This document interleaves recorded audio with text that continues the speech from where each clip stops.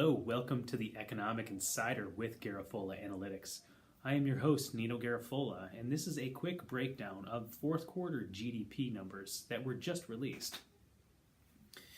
The economy grew at a 2.6% pace in the fourth quarter, and it made GDP for 2017 a modest 2.3%.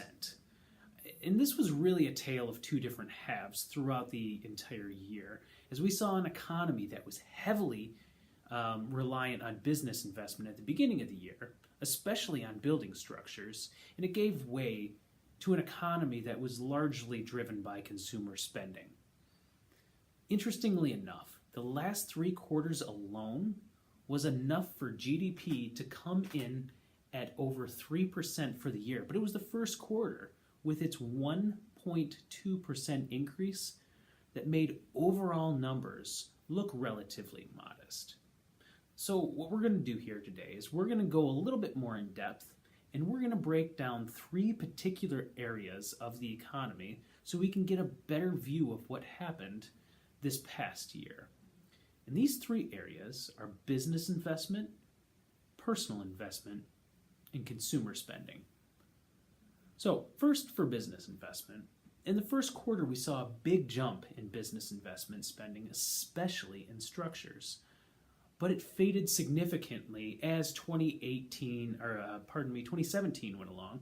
Now, what's interesting about this is that as spending on structures decreased over the year, spending on equipment increased.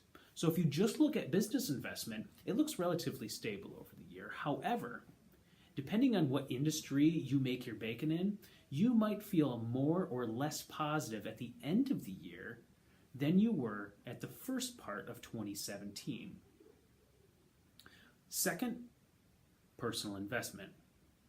Now, the correlation between this and consumer confidence is actually quite striking, as we saw a big increase from consumer confidence at the beginning of the year, and we saw it dip when the middle of the year came around, but it had a huge swing back in the fourth quarter.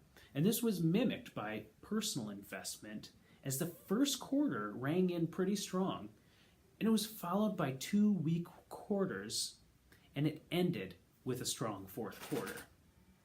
Finally, we look at consumer spending, and I think this is the best representation of the overall economy for this past year, because we saw a very poor showing in the first quarter as we experienced our first decrease in durable goods purchases in 6 years. And this was contributed to heavily by poor vehicle sales. Now, as the year went along, we saw durable goods rebounding quite nicely as all subsectors of it moved along at a good pace, and it culminated with a really nice fourth quarter, led by nothing other than vehicle sales. Now, overall, this was a very nice ending to the year, and it should increase confidence of where we are headed in 2017. But with that, it's going to do it for this edition of the Economic Insider. Thanks for watching. I'm Nino Garofola.